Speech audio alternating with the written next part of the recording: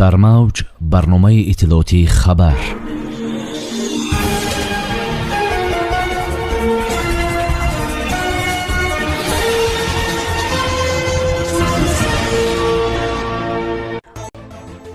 президенти ҷумҳурии тоҷикистон муҳтарам Эмомалӣ Раҳмон ба Белгия сафар карданд. тоҷикистону қирғизистон созишномаи марзӣ имзо карданд. вазорат ҷашни меҳргон дар душанбе санаи 17 октябр баргузор мешавад. ҷаззобу нозанин зеботарин муҳоҷирдухтарони Москав муайян шуданд. толибон ба Амрико таҳдид карданд. асосгузори сулҳу ваҳдати миллӣ пешвои миллат президенти ҷумҳурии тоҷикистон муҳтарам Эмомалӣ Раҳмон дар доираи як сафари корӣ ба Брюссел сафар намуданд. дафтари матбуоти роҳбари давлат хабар медиҳад, ки пешвои миллат дар раъси як ҳайати ҳукуматӣ ба ин кишвар сафар карданд.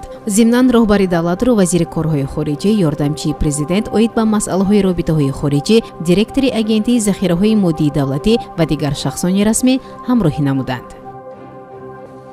гурӯҳҳои кории топографии ҳайъатҳои ҳукуматии тоҷикистону қирғизистон оид ба аломатгузории сарҳади ду ҷумҳурӣ ҷаласаи навбатӣ баргузор карданд. дар ин бора хабаргузории Кабар бо такя ба хадамоти матбуотии ҳукумати қирғизистон хабар медиҳад. манбаъ қайд кардааст, ки ҳайъатҳо дар шаҳри Исфанаи қирғизистон мулоқот карданд. гуфтушунидҳо дар фазои дӯстона ва дар рӯҳияи ҳамдигарфаҳмӣ баргузор шуд. дар натиҷа ҷонибҳо протоколро имзо карданд, гуфтанд намояндагони ҳукумати Қирғизистон. сиёсатмадорони қирғиз афзуданд, ки мулоқоти навбатии ҳайъат дар қаламрави тоҷикистон ба нақша гирифта шудааст. хотиррасон мекунем, ки чунин вохӯриҳо байни кишварҳо мунтазам баргузор мешаванд.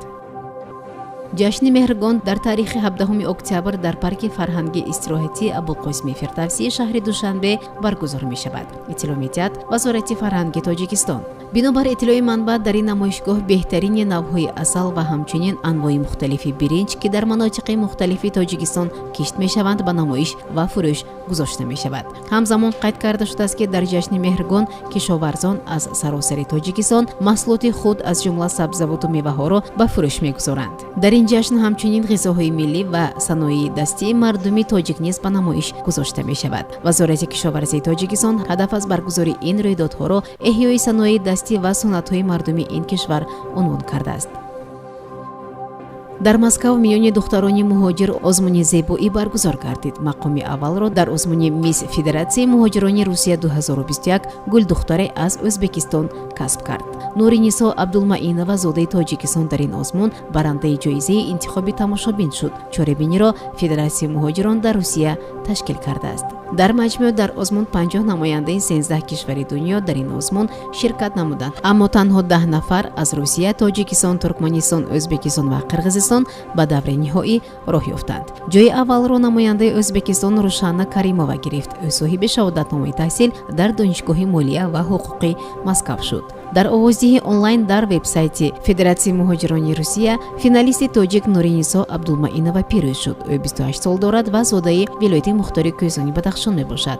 Нуринисо дар бахши намоиши эҷодӣ дар озмун рақси миллии тоҷикиро нишон дод. Рухшона Маҳкамова ва Парвина Усмонова, ки аз Душанбе мебошанд, низ ба таври ниҳоии финалии мисс Федералии муҳоҷирати Русия 2021 рохат гирифтанд.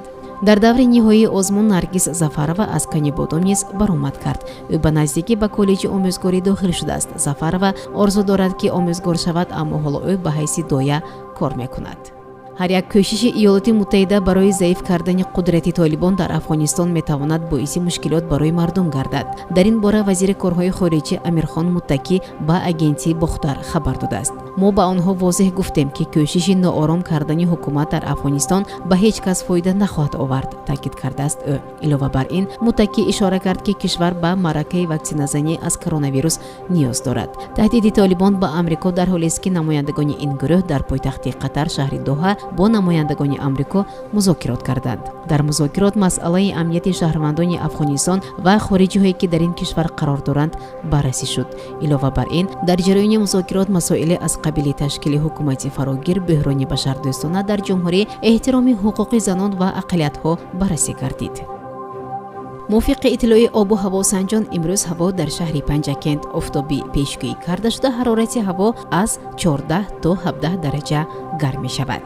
бонки миллии тоҷикистон қурби расмии асъор нисбат ба сомониро барои имрӯз санаи 11 октябри соли 2021 чунин муайян кардааст. $1 амрикоӣ баробар аст ба 11 сомонию 29 дирам, 1 евро бошад баробар аст ба 13 сомонию 76 дирам, 100 рубли русӣ баробар аст ба 15 сомонию 67 дирам. سامعانی عزیز، با امید تنصیحاتی و خانوادگی هر یک شما در همینجا با شما خداحافظی میکنیم. برنامه اطلاعاتی خبر از رویدادهای تاجیکستان، منطقه و جهان آگاه باش.